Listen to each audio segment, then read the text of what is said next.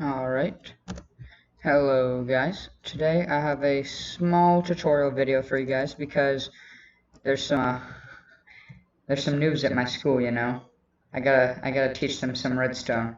So behind me I have laid out some basic redstone stuff that I think should help you. No, not over that way. On top of the diamond stuff. Yeah, I laid it on the diamond stuff for you guys. So I can just start at the left and we can read to the right. Alright, first thing is, the first thing I have to show you guys are redstone clocks. This one right here is just a fancy redstone clock that I made up because I kind of wanted to flex on you guys. Alright, so if I take a cauldron and some water, and guess I can just get rid of this one. Well, this takes an output from the cauldron, the comparator does, and it puts it into these blocks which extend it, and then once it does that, then it automatically, it just keeps going like that. I'm going to take this off for a minute. Alright, this one is this has been dubbed the PewDiePie circuit. I don't know. It's not the best one, but it works. I'll give it that. So one person I know, Carson, Carson, tried to put a redstone torch in the middle and thought that this would work, but no. You see, repeaters, they don't take redstone outputs from the side. So if I put a redstone torch here, it won't take an output, but if I put one here, it takes an output. So in this case, I'm just going to want to power this, and then I can just quickly place a redstone down, just like that. Alright, this one is actually one of Ninja Cat's design. He's on my server. It's actually really cool. It's really fast one, so if you just flick this on, you'll probably be able to see that it's flicking on and off. And this is because basically when a comparator has redstone facing into it, then that makes it so the comparator can't take an output. But when it's not taking an output, then it needs to power itself, and it just keeps continually doing this. Alright, next one. This is probably the best one in the game. Basically, all you have to do is take an observer and see its little face is facing that way, and this one's face is facing into it, and then they keep updating each other, and you can see right there, this dot just keeps blinking, and that takes a redstone output from it, like right here. Alright, this is usually what I use for them, or this. That's actually probably the best one I use, but this is just another easy one. And yeah, it's also pretty fast. It's just really easy to build. Alright, this is this is a noisemaker. I don't have volume on right now, but if I did, it would probably be really loud.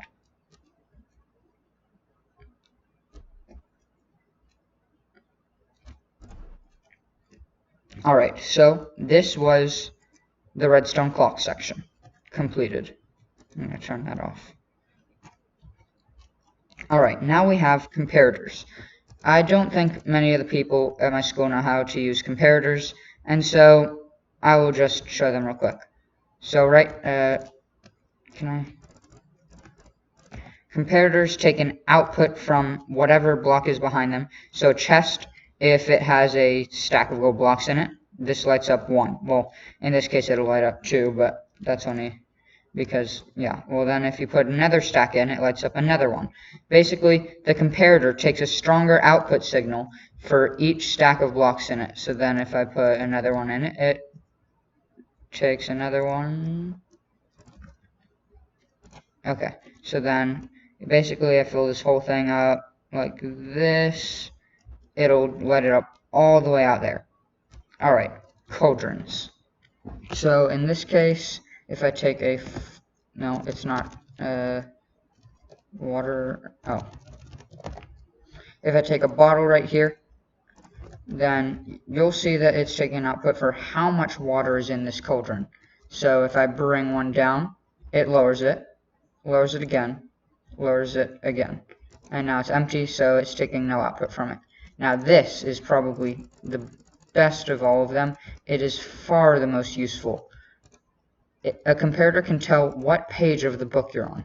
So on page 1 you have 2 lights on, page 3 puts another one on, page 4 2 more, 1, 2, 1, 2, 1. You can see that it does that. It doesn't actually add it doesn't add 2 more redstone signals every other one. This is only because the lights, well, I'm not going to explain that in this video, but basically the lights just 2 sometimes comes for 1 when you're using redstone. Now this right here is a very, very useful contraption. And this is a 0 tick, well this is not, this over here is a 0 tick, but a 0 tick piston extender thing. I forgot what it was called, but basically once a block is placed here, this torch is basically this redstone torch powers this block, and then this block powers these 2 redstone, which power this piston, and the piston pushes the block out of the way, so then it's no longer powering these. So you can see the redstone right here if you watch it when I do this. The redstone gets powered briefly. Now over here, this is a faster version. Basically this one gets updated before this one, and it's really fast. Here, if I'll just do this then. This is a 0 tick one. So it's just a really useful thing to have in your world. Thought I'd show it. Over here, okay, 0 tick things are over, so now we're at the duplicators. This right here is a carpet duper. I could put more carpet on here if I wanted, but Ninja Cat wanted it to be red, white, and blue. So basically right here, also you can hook up a thing. I'll just show you real quick. Basically, the slime glitches out when it's being pulled back when it has slime. The carpet does, and it does that. And if I put a little clock right here, wrong way. I don't know. Anyways, the server's being a little bit glitchy right now. I don't really know why. It should be taking a full output from that, but it's not. Doesn't really matter that much, but you can see that the carpet is duplicated, and there's lots of it all over the ground now.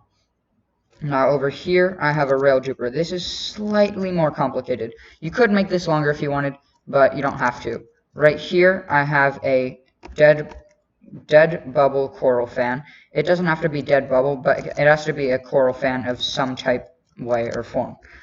And if I just flick this lever right here, you can see that when I pull back again, and this has to be facing outwards, when I pull back, you can see the rails are duplicated. This will work with any type of rail. So if I can just take a regular rail and a detector rail, and I'll just slap one of those there and one of those there, and you can see now that those are duplicating. And I actually have a clock here. Yeah, this is how the clock works. It'll duplicate it automatically because there's 2 of these facing into each other, facing into that, and if I just push this down, the clock is broken. Alright, also here's a cool command, /kill all entities type equals item, and this will get rid of all those things that are causing a little bit of lag on the server. Sorry if I have a little bit of a low FPS right now, but this realm it's a bit laggy. Over here is getting into the more complicated things. So yeah, dupers are over. Now we are at flying machines. Slime block, flying machines. This right here is a slime block flying machine. It'll keep flying forever if you don't have an immovable block, which can either be obsidian, or you could use you could also use, what's it called, a furnace. Furnace are immovable blocks also. So I'll show you real quick how to build one of these. Also, I'm pressing F3A to make it so it reloads chunks. Usually this makes it a bit faster.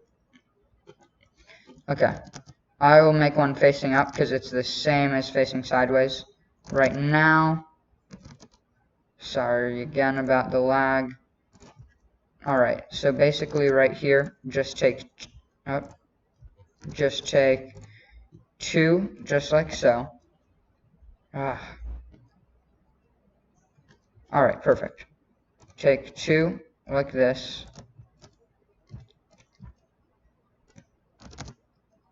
And then you want to place a piston facing upwards on this one, or facing into the slime block on each side. So right here you can place one there, and then you want to take an observer and you want to have that facing into the block as well. So in creative I can just do this. In survival you're going to need to do it in a different way, like this. Okay, it looks like the lag's over. And then I can update it with any block. Right now I'm just going to use a flint and steel because it doesn't, yeah. So then this is a two-way slime block flying machine. Then if I come out here, it'll just keep going up forever. But if I place one on top of, oh, it's being updated continually. It's going to glitch out a bit. Stop. Okay. So I'm just going to rebuild this really quickly. You would need to block it with a different block that's immovable ahead of time. So right here, if I do this, then if I update it again, now it will fly downwards. So these are really useful for things like harvesting crops automatically and all that crap. Also, you can make them so that they have TNT on them and you can just bust into a person's house and blow it up. Alright. Now, let's get over to TNT dupers. These are by far one of the most useful items or contraptions in the game. So this thing right here is a TNT duper. I'll show you how it works. Once you do that, this TNT still stays here. You could just need this one TNT when you bring it back, and then you can bring it forward again, and you can just keep doing this on forever, and you'll keep getting TNT. It is really useful for blasting out a big hole in the ground, and they're just super useful. Alright, I think this might be a shulker loader or something. I forgot. This must have been something that Ninja Cat made. Alright, over here I have an example of a TNT duplicator flying machine. So if I just place an extra repeater right there, then it will fly this way. I think somebody might have broken it because it was causing server lag. I'm not sure. Yeah, somebody broke it. Oh, you just need to place, 1 second. Oops. Alright, well, I just broke it. Yeah, okay, somebody took the minecart off of the rail right over here. There's supposed to be a minecart on top of that, and if it was on top of it, then this would work. Now, I can show you guys how to build one of these. Alright, so I'm just going to bring this back real quick. I'm going to clear out my inventory, and I'm going to take all the stuff that I'm going to need for this. Well, I probably don't need that. I'll just leave that right there, and you guys will be able to... you guys will be able to just see how I do it from that position.